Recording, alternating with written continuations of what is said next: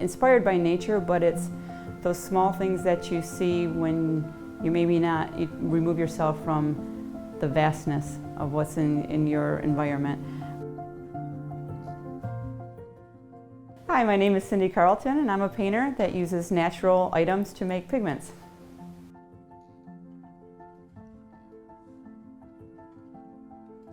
You know, I've always been interested in the arts. My grandfather was a cartoonist back in the time when it wasn't a thing to be a cartoonist, so I used to draw a lot with him. And then my father was a draftsman and really encouraged me to just pursue the arts, and so I've always been drawing and painting ever since I was pretty young. I think my style in terms of the simplicity and the composition is more like a draftsman. It's very controlled in terms of the space that I want to use. But from my grandfather, the cartoonist, the way that he treated line work, I think is something that I really didn't know at the time when I was young that I really liked, and I think that my style and the way that I use line work is more like my grandfather's cartoonist. This entire series is inspired by nature, but in between things and different things that you might not notice in those natures, where a waterfall is pretty powerful and majestic in its own right.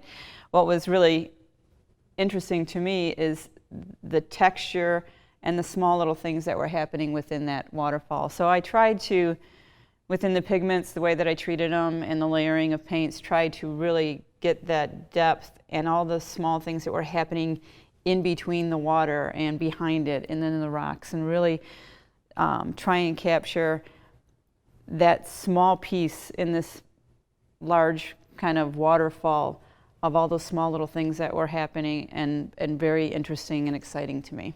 Nature inspires pretty much everything that I do in my painting, from the pigments I make to the actual subject matter. I'm really inspired by not only the grandness of nature, but the small things in nature that are in between those big things and the beauty of little stuff. I didn't plan on making my own paint. I didn't set out to say, I'm going to make my own paint. It was something I was a little bit interested in. I do hike a lot. I am a fisherman, so I'm out a lot looking at rocks, and I like rocks. And you know, the old masters used natural pigment, so it was just something that was very interesting to me. I had read in some books that I was reading about the old master painting techniques, and thought it'd be fun to kind of try it. Now, the pigments and the rocks that the old masters used aren't really around here, so I just started looking to see if there's things in Michigan or in my space here that make pigments, and it's been a lot of fun. A lot of it trial and error. Michigan does have lots and lots of minerals that do give me some kind of color. Some that don't. They're just pretty rocks that don't give me much pigment. But it's just fun. It's fun to go out and dig for them and try different things. Well, the first thing when I'm looking at rocks, it's interesting. When you see a lot of rocks, you may find things that have a really great color, and you're like, oh, that would make a perfect pigment. Couple things I've learned with rocks. The first thing is the hardness of it. And in geology, they have these little things, they're called scratch plates, and you can they use them to test the hardness of a rock. I use them for a couple things. One, if it's too hard, I won't be able to grind it, no matter what I do. But more importantly, a scratch plate gives me a good indication of what color I might get from it. This is a rock. It's has limonite, which is a pretty soft rock, and it has a yellow ochre. Although, you know, I did find out when I split this one that it's actually limonite has formed as part of it. The rest of it's quartz, which is very hard. But if you use on a scratch plate, you can see it comes out pretty easily. And I can tell it's like kind of a yellow ochre color. So that's a good indication. This particular rock here, you know, where you might say, wow, this is a pretty red, and it feels very sandy, which you might think is a soft kind of rock, but actually on a scratch plate, it's so hard I can't get anything on it, and it doesn't even scratch at all. So while it's a nice rock and it's pretty, probably wouldn't be very good with pigment. So once I get something like the limonite and I bring it back, so obviously I can get some nice pigment from that, I'll either use a pickaxe or hammer to get it when I find it. and then also to get it to a manageable piece. Something like the limonite, even though it is pretty soft, I probably would start in my grinder. This is a rock grinder, not necessarily made for what I use it for, but it works really nicely. It's pretty much just a nice big vice grip, and I actually put a piece of the limonite in here earlier. And as you can see, this one here is one after I split it, I found that the middle of it is not limonite, so I might not be able to grind this entire thing, but that's okay. That happens most of the time. In a natural setting, you're not going to get a pure rock with pure color. Usually it's a conglomerate of a bunch of stuff that maybe has something that I can get some pigment out of. So it's kind of a combination, hit or miss. So with this grinder, I do use a mask.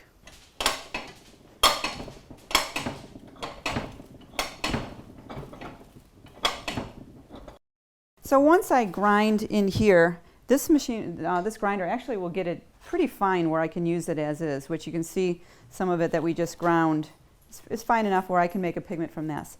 If I start with something that's not that hard, I can actually just do it straight in a mortar and pestle like I've done with this ash. So from this point, it's ready to start. I have my grind, it's ready to start making into an actual paint that I can use. And the way that I do that is using animal skin glue as a binder. I have in this little pot here on my table here a mixture of just water and animal skin glue. Animal skin glue you can get at woodworking shops, a good woodworking. They use it for, quite extensively in woodworking here in the States. So it's really just water and some of the sizing. Now, the key to the pigment making is how you mix it. When you're mixing in the pigment with the glue, it's a very slow process because if you mix it too fast, it'll either clump or it'll do what I call sitting on top, and it never really mixes. And I'll show you exactly kind of what I mean by that. So the way that I mix, let's go with the ash here. So I have some ash here. I'm going to try and get some of the finer pigment here. And it is definitely by finger, so forget the good manicures because this is kind of it. And the Japanese pigment, they have special bowls because it's important that you keep the glue and the mineral separate while you're mixing. They have specific bowls that give the right kind of thing. I like to use a shell because it gives me the right kind of concave. So I'm just going to put a little bit of the glue in here. And then this is the important part. So you don't mix the glue into the mineral comes into the glue.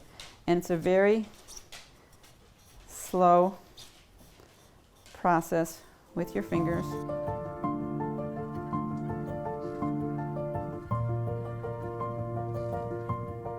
There's a concept in Japanese culture that's called ma. And ma is defined as the space between, or the pause between the sound. And it's inherent in all of Japanese culture, in the music, in their theater, painting. And that's really, in a more universal concept, what I try and capture, what inspires me within nature. You know, within these rocks, again, these were rocks on a riverbed that was a rushing river, and most people, you know, it's beautiful. I love rivers. I'm a river person, and the sound and everything was truly amazing in this river. But just a small little grouping of rocks that I was inspired to create this by. And this one actually has some sound notations in it that are kind of a tribute to that sound of rushing river as well. But again, in that very immense rushing river, the small little calmness of rock groupings was something that I tried to get in this piece. So within my work, that concept of ma, that space in between or that gap, is what I try and capture. Sometimes in inspiration, sometimes in composition. The theme by name is "Oh, What You Will See." And the theme behind that, that name was actually kind of put together with the city and myself. Actually, somebody from the city, Carla, came up with that. And I think it worked. It wasn't something I was leaning toward, but really my work in that series, especially, as I mentioned, is inspired by nature, but it's those small things that you see when you you remove yourself from the vastness of what's in your environment. I think it's important to have artwork in public places because art really is a way not only to make you feel good and emotions, but art has actually been shown to increase productivity, to just make conversations. It's an opportunity to have conversations you might normally not have, and it's great to have that in a public space. You know, having arts in school, I think, is one of the most fundamental pieces of our education that unfortunately sometimes gets overlooked. And it's not just about having arts for, I guess, for that nice creative side. Having arts programming in schools has shown to increase math scores, reading scores. It is part of a holistic, it's different brain thinking, and really, really important to a well-rounded education. Where do I see my artwork in the future? I don't know. I just, you know, I love doing it. I love sharing it with people, and if they enjoy it and like to see it, then that's fantastic. So I hope to continue to show my work in other places. I would love, this is a very personal specific, but I would love to do a residency sometime at like a Isle Royal Nature Park. They offer residencies where I could combine the pigment making and natural resources with my painting and share that with a group. But who knows? Don't know.